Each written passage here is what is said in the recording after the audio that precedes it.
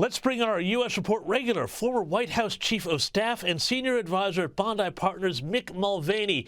Mick, we've got to start here with all the chaos in Congress, with Kevin McCarthy getting ousted in a historic vote this week. Breaking news that Donald Trump has said he is now willing to serve as a House Speaker as a unifier until a permanent replacement is found. Mick, what do you reckon? Is this a good idea?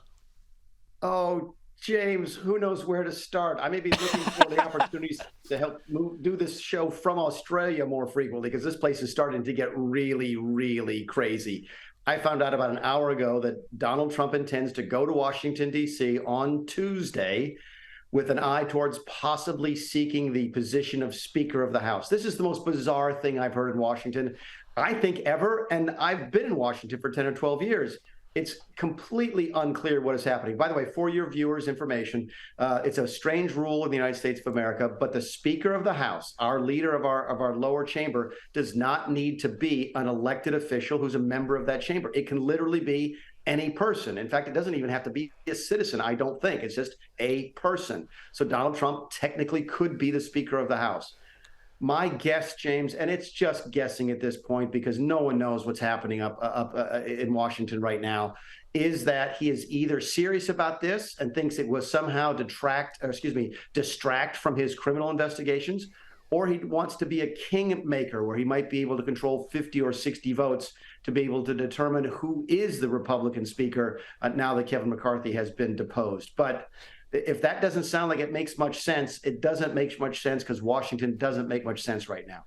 Well, yeah, and I opened the program saying that I thought this whole coup to knock off Kevin McCarthy was just absolutely idiotic by the Republican Party. But give us a little bit of a background to what led up to this, because I think a lot of people in Australia don't fully get just how crazy the whole effort to kick out the speaker was without any sort of plan for what came next. Yeah, let me give you two answers to that question. Here's what technically happened and officially happened, and then sort of the backstory. What technically happened is that Kevin McCarthy, over the previous weekend, brought a bipartisan bill to the floor that would fund the government and thus prevent the government shutdown that you and I have been talking about for the last couple of weeks. That bill passed, and the government did not shut down. It passed the House with more Democrat votes than Republican votes. That typically is a sign of weakness. And as a result of that, one member, named Matt Gaetz from the state of Florida, brought a motion to kick Kevin McCarthy out of office, which is legal under the rules. And that motion passed because 8 Republicans and every single Democrat banded together to kick Kevin McCarthy out of the speaker's chair. That's the official position, and that's partially true. The backstory is this, that Matt Gaetz has never liked Kevin McCarthy. There's some sort of personal animosity there that no one in Washington has ever understood. Matt Gaetz is a very, very strange individual. Some people think he's crazy. I don't know if I have any evidence otherwise, but there was some sort of personal vendetta that drove Kevin McCarthy from office. The reason there was no plan is that I think this was just a personal attack. Matt Gaetz doesn't really care who the speaker is as long as it's not Kevin McCarthy. Matt Gaetz, by the way, has got a great deal of national attention. Just to show you how, again, strange things are in my country right now, he was sending fundraising emails to people while the vote to depose the speaker was going on, saying, please help me depose the speaker, send me $50. So as is so often the case, there's the official story, there's the backstory. There may be more stories, James, but all I can guarantee you is that there's going to be more and stranger stories to come. And some of the Republicans who were part of this effort to oust McCarthy, they said that he was a liar, that he had broken promises. Some of the people involved with this were people like Nancy Mace. On what grounds were they saying that he was actually a liar? They said that there were deals that were cut in January that allowed Kevin to become speaker, promises that were made that allowed him to become speaker in January that were not followed through on.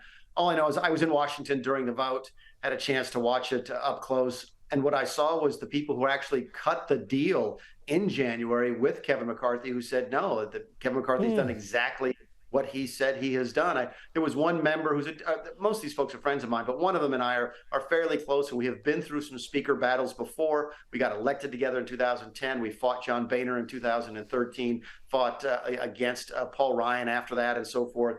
And he got up and said, look, I have fought to oust speakers before because they didn't keep their promises. I'm voting to keep Kevin McCarthy speaker because he's the only person I've ever worked with as a speaker who actually did keep his promises. So I hear what those folks are saying. I'm not really sure what the argument of the other 7 people, the Republicans who voted against Kevin McCarthy, was. They said he wasn't keeping promises, but they haven't been able to say which ones they were. It's just been a really, really strange couple of days. And I think there was a lot of personal animosity involved with a lot of these folks, and a lot of attention getting and fundraising at the root of this. Yeah, so the problem, though, for the Republicans, it would seem, is that, while they started out the week looking like the responsible party that was keeping the government going, now the media and the Democrats have a huge cudgel with which they can whack them as, divided and a bunch of wreckers. Is this going to bleed over into the Republicans' chances for the presidency next year? Or is it also going to, have a danger for them costing them the House? Will moderates now be under threat when they go to election next year? That depends on how long this goes. Keep in mind the deal that was cut over the weekend to fund the government and keep it open lasts for 45 days, so the middle of November. Right now, technically, the House does not exist. The House of Representatives cannot do official business. We think, again, we're moving in uncharted areas because this has never happened before, but the general consensus is that the House cannot function without a speaker. Therefore, it cannot pass new legislation. Therefore, it could not pass a bill within the next 45 days to fund the government after this short-term deal that was cut last week expires. If they can get their act together in the next 45 days and pass a piece of legislation that funds the government at whatever level, I don't think there's going to be any long-term harm here. If, however, the two things bleed together and this chaos in the House leads to chaos in terms of not being able to fund the government, then I think there'll be political prices to pay, and none of it would be good for the Republicans.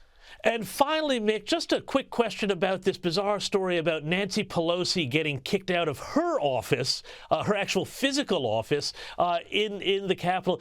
Tell us about this, and why are people so upset about it? They're upset about it because they don't understand how Washington works. Nancy Pelosi was not kicked out of her office.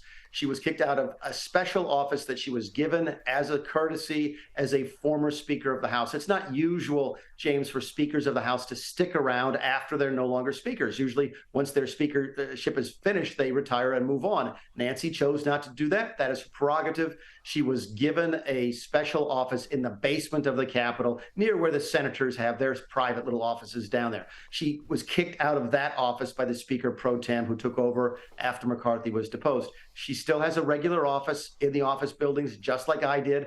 It's a 3-office suite. She still has staff. She's an ordinary member of Congress, just like the other 435 of them are. So while she was kicked out of that special office, she is not living in the street or working out of the Capitol.